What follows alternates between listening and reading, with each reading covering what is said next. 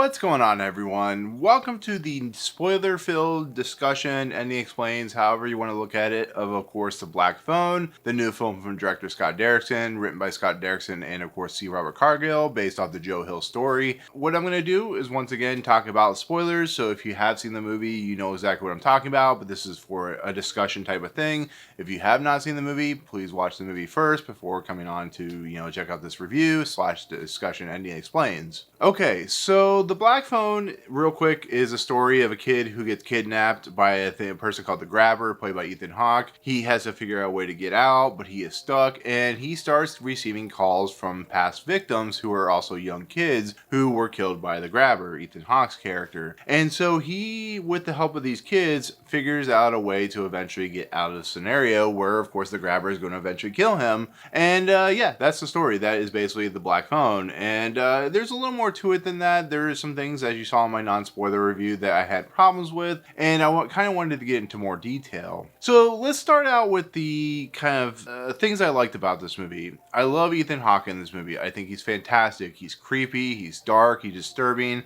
He's actually way better than he ever was in, of course, the Moon Knight, when he played the villain in that, which I thought he's pretty good, probably the better part of the series. But he is a guy that is always known as kind of the protagonist, the one that always seems to be the good guy. So when he went on board to do Sinister, it was kind of an interesting turn because he's playing the good person, but he is involving himself way too much into the narrative of that story. So therefore, when he dies at the end, spoiler alert, when he dies at the end, it is not really shocking, to be fairly honest. It just kind of happens. So him coming to work once again with Scott Derickson and C. Robert Cargill, it's a match made in heaven. I think this is a great pairing, and it really shows. There are moments like where, for the most part, you don't see him without his mask. If you do see it, it's pieces that are pulled off, so you'll see his eyes or you see his mouth. I mean, you know what Ethan Hawke looks like, but kind of like with Hugo Weaving and, of course, V for Vendetta, there's not really much shown. It's more of expressions, the way he talks, the way he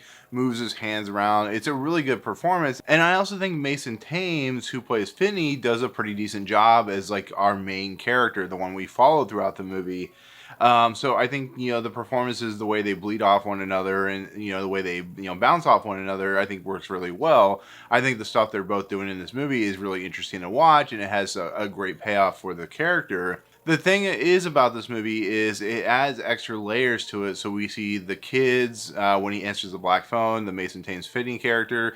We see how they kind of interact. It's a really interesting idea to have the kids on screen while he's talking on the phone, how they interact. We see one like upside down. A lot of it's in the trailer, which that's a little bothersome a little bit because they spoil a lot in the trailer, to be honest. But overall, I think it's an interesting idea. The things I don't like about this movie is how convenient the setup is for the eventual kind of showdown between, of course, the Grabber and, of course, Finney. The kids are basically plot devices or plot points to allow a Home Alone, very tamed down version of Home Alone, but a very Home Alone style scenario where each kid is giving a new item to Finney's character. And it plays out into the eventual conclusion where each item is actually used like a plot device, which I don't necessarily care for very much. I feel it's a little too convenient, I guess you could say. It's a thing where I feel like there could be more added there, more interesting intrigue. I feel these characters, as the movie moves along, was really interesting and how it was set up and stuff like that. When it gets to its conclusion and when we see, the Grabber go after Finney's character and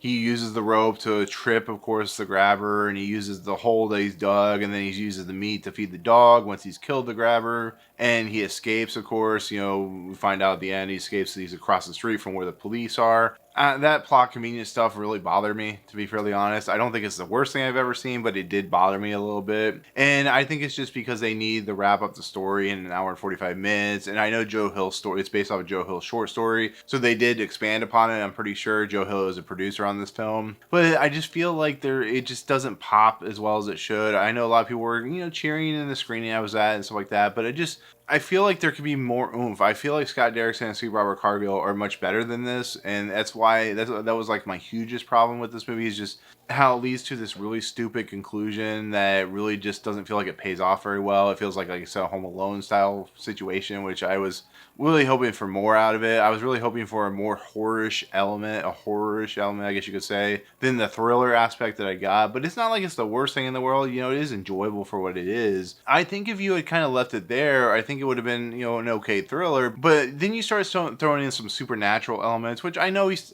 talking on the phone, he's talking to dead people. That is supernatural stuff, so a little bit horrorish elements and stuff like that. But Madeline McGraw's Gwyneth character has dreams. She dreams everything, and she is talking to the police. The fact that the police are like so into the fact that she's like able to tell them all this stuff, it makes the police a bunch of buffoons, to be fairly honest. And I think the whole Gwenny character, and to an extent the Jeremy Davies father character, they're fine. They really don't help the movie very much. I think the Jeremy Davies character is so misplaced in this movie. The fact that he's abusive and he beats Gwenny's character and he just is a drunk. It's so stereotypical of horror films and thrillers to have that like douchebag father. Like I said, the fact that in Sinister, when they had Ethan Hawke's character play the father, it was a much more interesting concept of the father kind of losing his sanity a little bit as this movie moves along.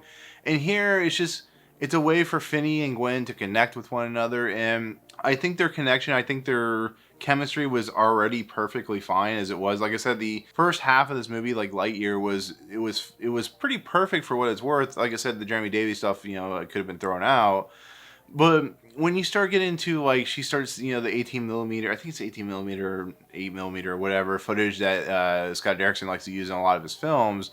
A lot of that stuff just doesn't work for me. It feels like a conventional way to get the story plot forward, to get to its conclusion. I think some of the stuff that Madeline McGraw is being tasked with is not really that interesting or intriguing. I think when she starts having her dreams or when she's praying to God, it feels very close to like something out of It, which I feel like it's a different type of movie at that point. I don't want to say she's bad in it. I'm not trying to like, disown the fact that she's in the movie because she has some moments. But it's like I said, when that dream stuff starts happening, it just feels like the visions are so weirdly placed and so out of place and stuff like that. It didn't work for me. That's just my fairly honest opinion. Like I said, if you throw that stuff out and just had her be a normal kid who kind of, maybe is a little sleuthy and stuff like that and starts discovering stuff. But then you have Jane Ransom in this movie, who is actually regular for Scott Derrickson at this point, and his involvement in this movie is just another. We have a character who is connected to, spoiler alert, to the Grabber's character, and his name is Max. And you start to uncover the fact that he's his brother and stuff like that. But the weird part about this movie is like he has all the connections. He's snorting coke, and he has this big map, and I feel like if he was this smart, he would have figured out quicker than he does that, the grabber is his brother and the kids in the basement and stuff like that. But when it plays out and then he's eventually killed by his brother, it's just another character in this movie just feels out of place and just weirdly placed in the movie.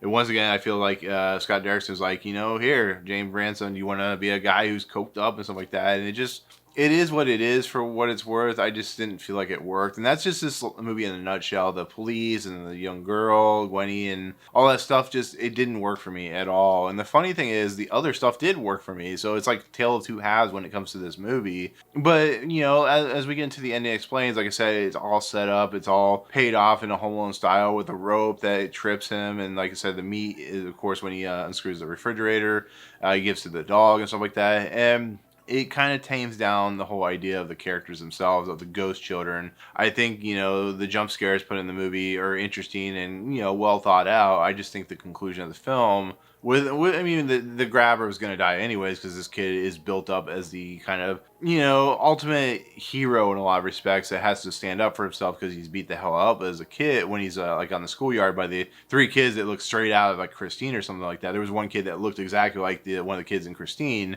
I don't know. Like I said, this is a movie that is fun to watch and is entertaining, but when you start breaking it down, and I've seen this movie twice now, when you break this movie down, you start thinking about it, there is a lot of problems with its storytelling, with its aspects, with its use of like how the characters disappear and they kind of are used as like plot devices. I think if it had been played out much more interesting in the way the end of the grabber and the way the end of, you know, how Finney figures it out, stuff like that.